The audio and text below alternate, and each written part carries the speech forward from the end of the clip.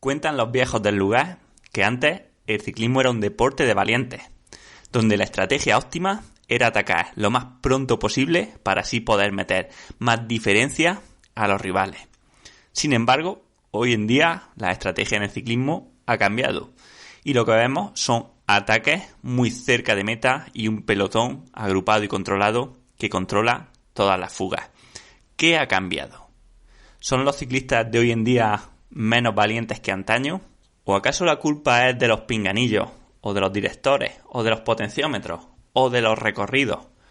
Bien, en el episodio de hoy vamos a hablar sobre la táctica en el ciclismo profesional. ¿Por qué se corre de la forma en que se corre? Bienvenidos a Ciclismo Evolutivo.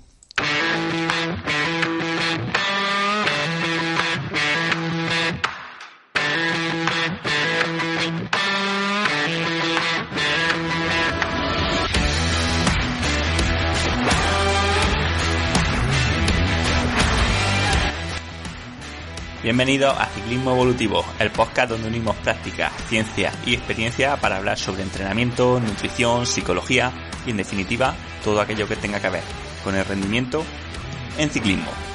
Bien, pues pasando al tema que nos traemos hoy entre manos, vamos a empezar presentando los fundamentos básicos para poder entender el problema en toda su complejidad. Bien, si recordáis, hace unos episodios, en el episodio 81 concretamente, hablamos sobre las fuerzas que impiden nuestro avance en bicicleta. Hablamos de la resistencia aerodinámica, de la fuerza de la gravedad y de las fuerzas de rozamiento, tanto de forma mecánica en la transmisión como entre los neumáticos y el asfalto.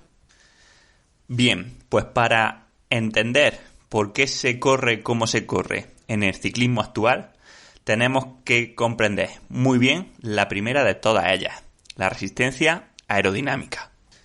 Bien, para refrescar un poco los conceptos, vamos a explicarlo brevemente. La resistencia del aire depende principalmente de tres factores.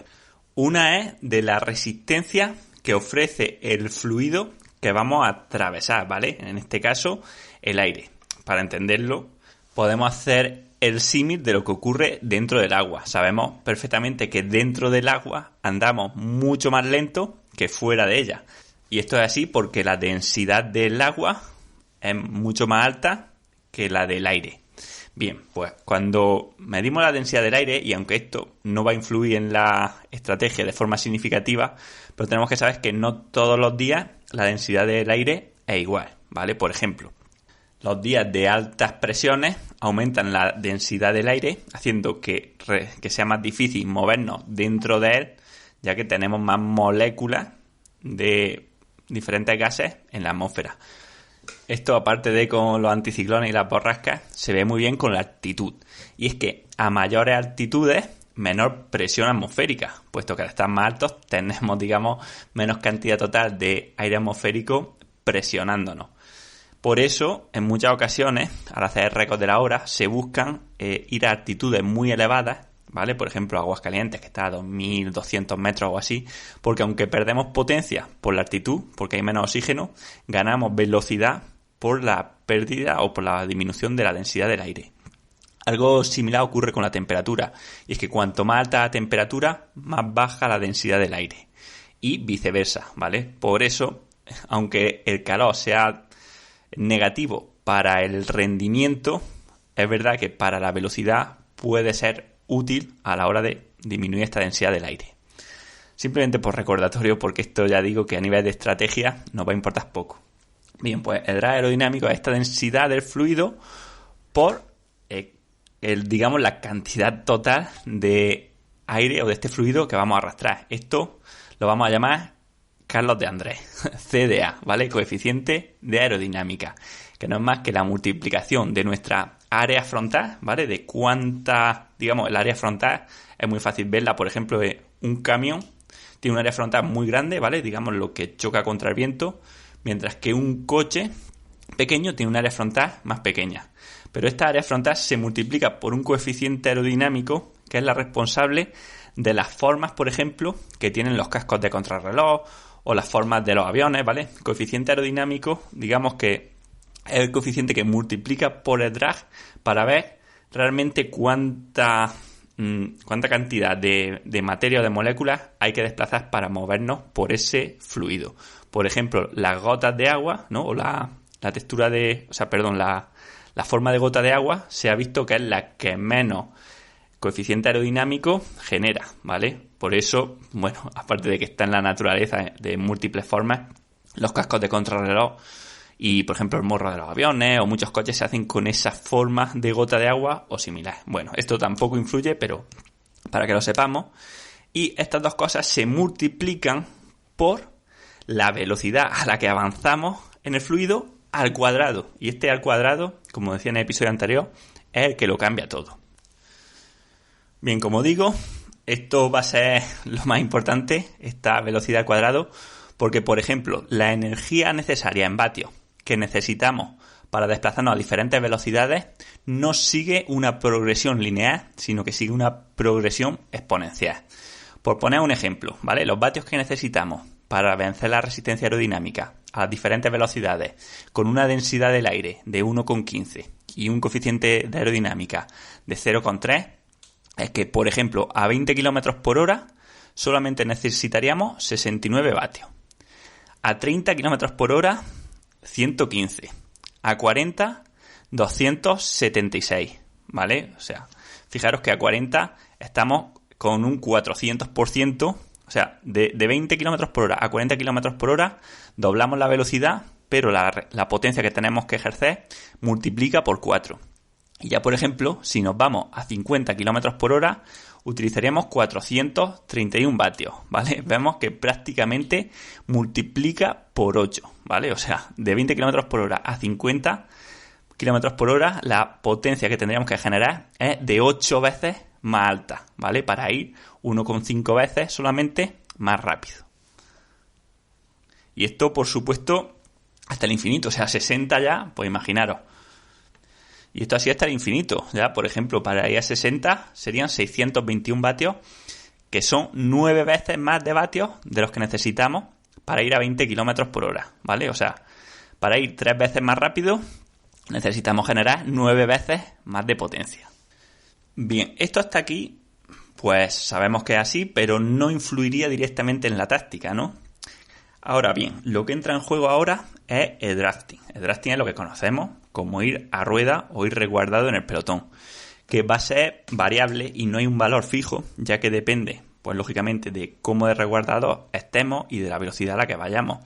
No es lo mismo ir segundo en la fila del pelotón que ir metido en mitad, ¿vale? En el puesto 50 con gente detrás, gente delante y gente a los lados, ¿vale? De hecho, hay muchos estudios que intentan desarrollar o estimar más o menos cuánta potencia se ahorra yendo resguardado en el pelotón. Y ya os adelanto que es mucha. Para esto, un estudio reciente y que se hizo bastante famoso fue uno que hizo Blokken, creo que de la Universidad de Países Bajos, y es que metieron en un túnel de viento siluetas o recreaciones de ciclistas en formación de pelotón y vieron que, qué disminución de la resistencia aerodinámica tenía cada corredor, ¿vale? Lo que vieron es que incluso el primer corredor que va tirando tiene un poco de reducción de drag, incluso frente a si fuese solo, ¿vale? O sea, llevar gente a rueda ayuda un pelín. Y luego vieron reducciones de drag que en algunos casos pues llegaron hasta el 95%, ¿vale? Lógicamente, cuando vamos en pelotón, la única resistencia que tenemos que vencer no es el drag aerodinámico, pero cuando vamos a 40 o 50, este drag puede ser hasta el 90-95% de toda la resistencia que debemos vencer. Así, daros cuenta de que las cifras serían exageradas. O sea, si reduciésemos nuestro drag un 90% y nuestra resistencia aerodinámica fuese el 90% también de la energía realizada, o sea, por ejemplo, en un llano cuando el pelotón va enfilado, estaríamos hablando de que los vatios necesarios podrían disminuir hasta en un 81% dándose esas condiciones especiales. Yo ese estudio me parece demasiado, creo que lo hacen, al hacerlo en túnel de viento con figuras, creo que lo hacen demasiado perfecto, luego en pelotón nunca se disminuye tanto, por lo menos por mi experiencia me parece que una disminución del 80% de los vatios quizás sea un poco exagerada, pero bueno, otros autores las cifran según cómo estamos metidos a la rueda, pues entre un 25 y un 50%. Por ejemplo, Chester Kyle nos dice que ve una reducción del 44% en la reducción del drag cuando estamos rodando en pelotón. Blocken también, en 2014, hicieron un estudio, esta vez sí en condiciones reales, con una cuarteta de persecución, y vieron que el corredor que iba tirando de la cuarteta tenía una disminución del 2-3% de drag aerodinámico simplemente por llevar a los otros a rueda. El que iba segundo en la fila ya disminuía su drag un 27%, mientras que el tercero y el cuarto tenían disminuciones de en torno al 35%. Por tanto, en un pelotón bien metido no es descabellado ver valores de más altos del 50% de disminución del drag aerodinámico. Bien, por poner esto en contexto, ¿vale? Si tiramos por lo bajo, ¿vale? Y dijésemos que encontramos una reducción de drag aerodinámico del 50% por ir metido en el pelotón y que estamos rodando a 45 km por hora y por tanto la resistencia aerodinámica es el 90% de toda la energía total, solamente tendríamos que multiplicar ese 0,9 por 0,5 para encontrarnos la disminución de potencia que tendríamos que hacer, en este caso del 45%, si no me fallan los cálculos, porque no lo estoy haciendo de cabeza, pero vamos, yo creo que sí. O sea, un 45%, imaginaros. Si un corredor va escapado a esos 45 km por hora solo y va a 400 vatios, pues el que vaya metido en el pelotón iría pedaleando a unos 220 vatios, ¿vale? Fijaros, ese 45% menos de vatios, ¿vale? No quedaros con el porcentaje que más o menos es aproximado, pero fijaros en la gran diferencia de 400 a 220, pensando en que sea el mismo ciclista, ¿vale? Mismo peso, misma estatura, mismo coeficiente aerodinámico, ¿vale? Todo igual. Y además, esta disminución de vatios no es lineal y eso es otra cosa que influye aún más en que el pelotón tenga ventaja. Y es que ir a 400 vatios no es el doble de ir a 200 vatios, ¿vale? Es muchísimo más, porque conforme aumenta la intensidad, la fatiga que vamos obteniendo no es lineal, sino que es exponencial, además con diferentes puntos de corte. O sea, el corredor que va a 400 vatios en la escapada irá trabajando a su umbral anaeróbico, ¿vale? Vamos a llamarlo así, FTP, o incluso por encima, gastando muchísimo glucógeno, utilizando fibras rápidas, etcétera, ¿vale? Imaginamos que está pedaleando a una intensidad que puede mantener en todo caso una hora, mientras que el corredor que va en el pelotón a 200 vatios va por debajo del primer umbral, va tranquilo, va oxidando fundamentalmente grasa y va a una intensidad que puede mantener no el doble de tiempo, sino casi de forma casi ilimitada, a lo mejor 8 o 10 horas, ¿vale? O sea, la fatiga que está sufriendo el que va escapado es infinitamente, ¿vale? Bueno, muchas veces mayor que la del corredor que va en pelotón. Esto, si encima le sumamos que en el pelotón hay mucha gente y se pueden ir alternando en cabeza, hace que la ventaja que tiene el pelotón frente a una fuga sea gigantesca, grandísima, ¿vale? Más grande aún cuanto más pequeña sea la fuga. Por eso, hoy en día, es que meterse en una fuga, lo primero es que la fuga en etapas llanas solamente llega si el pelotón quiere. Es que es tan grande la diferencia que si el pelotón no se duerme, si tiran o si no los dejan ir, una fuga de 5 o 6 personas es muy fácil controlar. Es que incluso, me atrevería a decir, aunque se escapen los 5 mejores contrarrelojistas que haya en el pelotón, si el pelotón quiere los pilla, porque es que son 190 contra 5, ¿vale? Entonces, por un lado, cuando decimos es que los corredores no son ofensivos en las etapas iniciales de las grandes vueltas, no cogen la fuga. Bueno, lo que tenemos que saber es que el que va a la fuga va al matadero. Es verdad que hay equipos, lógicamente, que van a dejarse ver, pero a nivel de conseguir resultados es bastante complejo hacerlo desde la fuga. Y lo que vemos es que cuando llega el Giro, cuando llega el Tour, la primera semana no se disputan las fugas por lo menos no las disputan los corredores de los equipos grandes, porque cuando un corredor de esos equipos coge la fuga está acumulando una fatiga impresionante que le va a hacer falta en etapas más adelante donde tenga que ayudar a sus compañeros o donde pueda de verdad llegar la fuga y tener más oportunidades, ¿vale?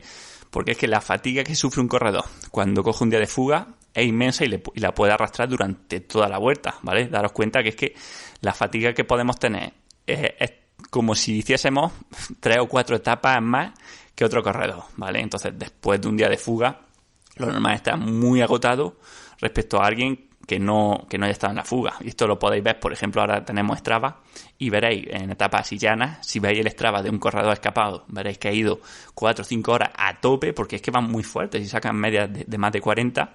Y en el pelotón va la gente a 200 vatios. Van tranquilos, veis que el pulso 120 pulsaciones de media y aún así los pillan, ¿no? Entonces es tan grande la diferencia que es totalmente normal que la gente no busque la fuga desde muy lejos. Esto solamente se puede hacer cuando las etapas son muy duras, ya que al meter puertos disminuye la importancia del drag, tanto subiendo como bajando, ¿vale? Porque suele haber curvas y eso hace que el pelotón incluso a veces sea más lento por el efecto látigo o el efecto acordeón que la fuga, o cuando las escapadas son muy numerosas, ¿no? Por ejemplo, me acuerdo de la escapada en la que se metieron Contador y Quintana en una Vuelta a España hace 2 o 3 años, donde iban 20 o 25 personas todas pasando, y ahí sí que la escapada tiene opciones de llegar, porque además en el pelotón iban pasando más o menos los mismos.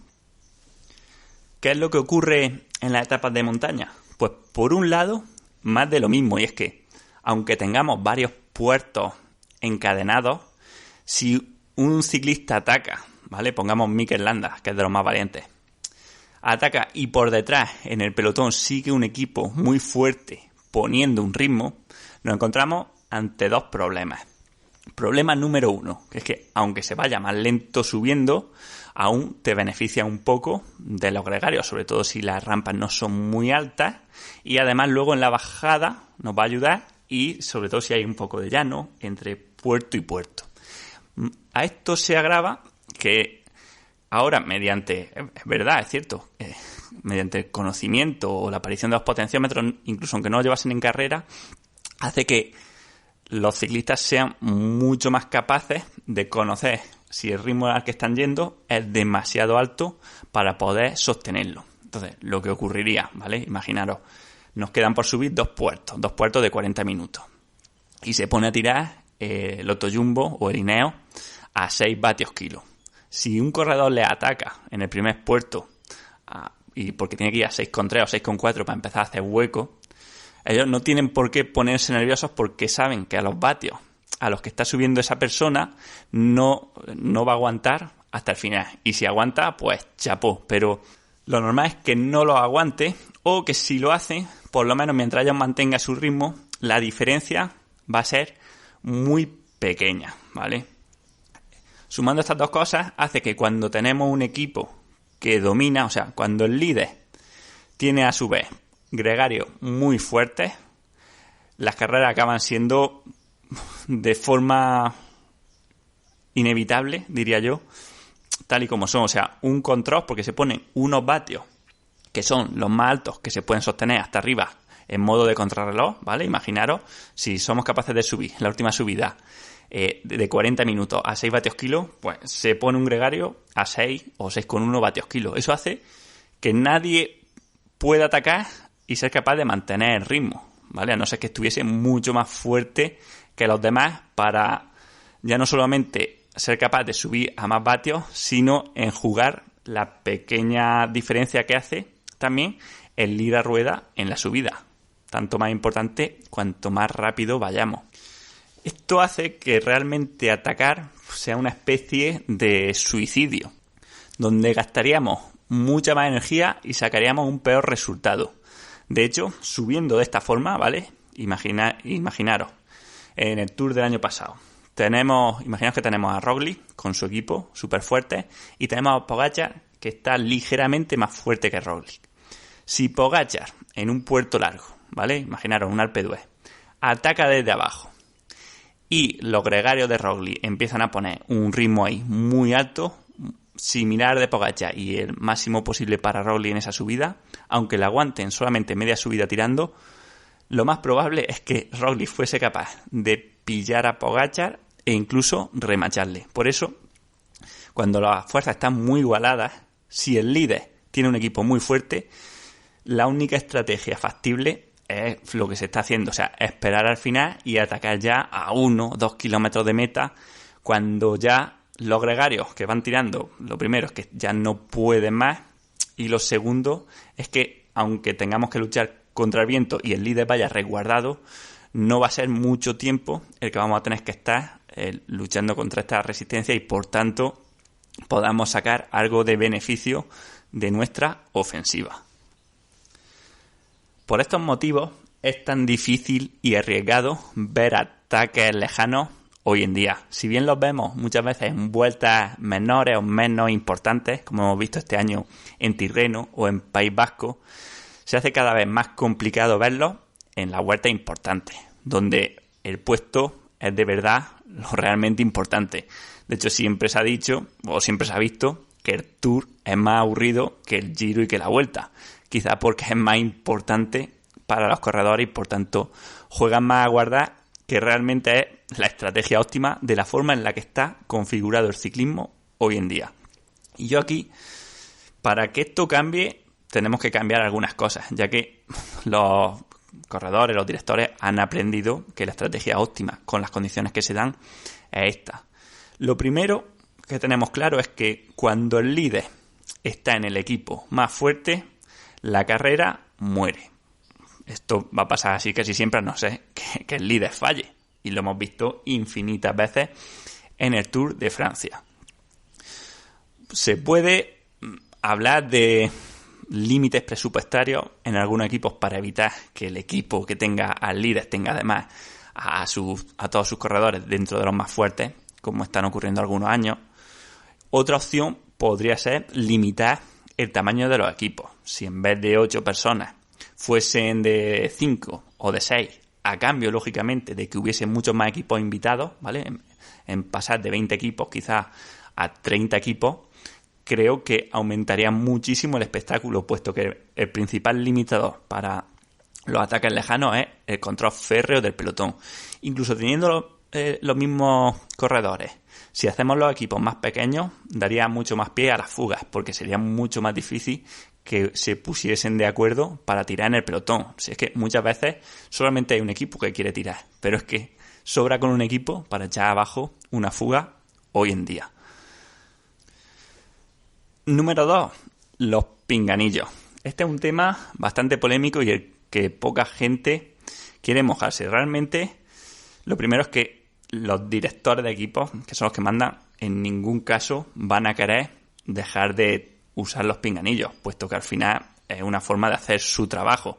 Sería como, o sea, dejar de usar pinganillos para el director de equipo sería una forma de restarle importancia, y desde luego es un tema en el que nadie va a estar de acuerdo, o nadie de los que mandan, y por tanto es algo que es muy difícil que se prohíba, pero es verdad que creo que en muchas ocasiones el pinganillo resta espectáculo a la carrera.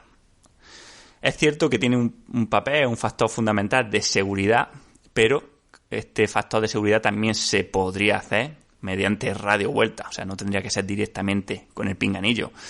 Punto número 3, los potenciómetros. ¿Hacen que disminuya el espectáculo? Bueno, quizá un pelín, o quizá en algunas subidas sí, porque nos dan pues una referencia de saber que, por ejemplo, el corredor que está atacando no va a poder mantener esa potencia o no va a poder subir mucho más rápido que nosotros, porque ya lo estamos haciendo a una potencia muy alta, aunque, claro, realmente nunca sabemos ni las cualidades en ese día en concreto, o sea, ni la potencia que ese día en concreto va a poder mantener el que está atacando, ni la nuestra. O sea, lo veo como algo muy pequeño, y realmente la verdad que sería una pérdida no poder ver los datos de potencia, por lo menos para los corredores, durante la competición. Se podría probar a competir algunas veces sin potenciómetro, pero no creo que cambiase mucho la competición. De hecho, quizá no cambiase nada. Es algo que, bueno, no sabemos cómo influiría, pero yo creo que no es tan importante. O sea, que lo principal es lo que decía de los equipos grandes dominadores. Y luego el pinganillo y el potenciómetro son cosas que podrían o no podrían hacer las cosas más divertidas, ¿vale? Eso no lo sabemos. Y por último, número 4, tendríamos los recorridos. Aquí sí que también sabemos que el recorrido influye mucho en la diversión de la carrera, ¿no? Y eso es lo que hace muchas veces pues que la Vuelta al País Vasco, que el Giro, que la Vuelta a España sean más divertidas, por lo menos que los giros anteriores, ¿no? O la Vuelta de este año, etcétera. Está claro que las etapas totalmente llanas, como hemos hablado antes, dan tanta ventaja al pelotón que es que es aburrido verlo, porque es que está clarísimo que se va a llegar al sprint a no ser que el pelotón no quiera. En cambio, cuando se meten obstáculos cerca de la carrera, da mucho pie a que la gente ataque. Lo mismo ocurre en las etapas de montaña. O sea, cuando se encadenan los puertos seguidos, se permite que los corredores puedan atacar de lejos sin tener mucha pérdida respecto al pelotón. De hecho, el pelotón se suele romper también, entonces las fuerzas quedan equilibradas.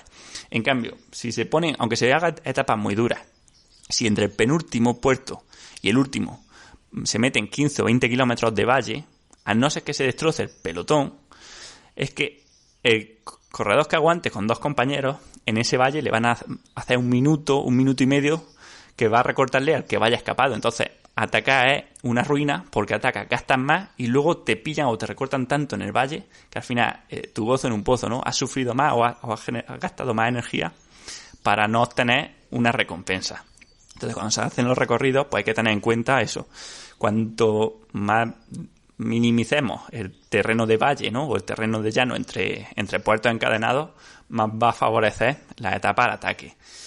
Y por supuesto, y es algo que sinceramente pienso, las etapas cortas dan mucha más ventaja a las escapadas que las largas, ¿no? Por todo lo que hemos expuesto anteriormente, claro, cuanto más corta sea la etapa, más cerca de meta se produce el ataque y por tanto, aunque el pelotón siempre va a tener ventaja, va a tener menos ventaja, ¿vale? Vamos a tener muchas más oportunidades de llegar. Entonces, en principio, en buena lógica, las etapas cortas dan más posibilidad de espectáculo que las largas, aunque parezca contraintuitivo. Y es que en las largas y en pelotón nos genera mucha más ventaja. Bueno, pues hasta aquí el episodio de hoy. Si os ha gustado, os agradecería que me ayudaseis pues compartiéndolo en redes sociales o con vuestros compañeros y compañeras de grupeta, amigos, amigas, ciclistas, etcétera, para que el podcast llegue a cuanta más gente mejor.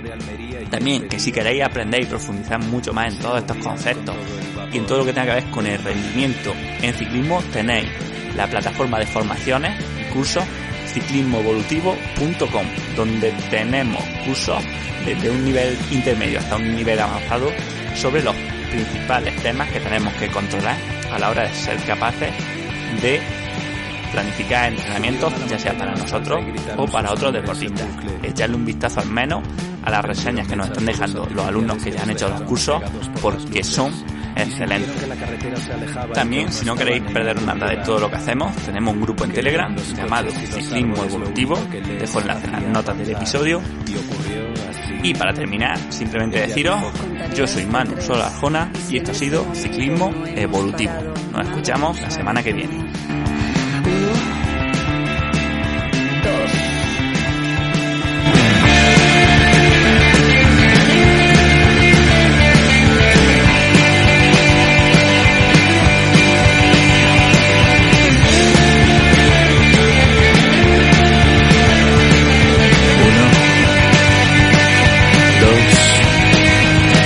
Bien pudo ser cosa de magia cuando se transformaron en bestias. Él en un lobo feroz y ella en un pájaro con cresta. Llegaban las malas noticias de todas las partes del mundo y a ellos solo les preocupaba ser felices siendo fieras en su refugio. Y ocurrió así. Ella solía cantar cuando a él le faltaba valor. Crearon su propia sinfonía y su melodía se escuchaba desde Lisboa a Perpiñán. La Coruña a Gibraltar.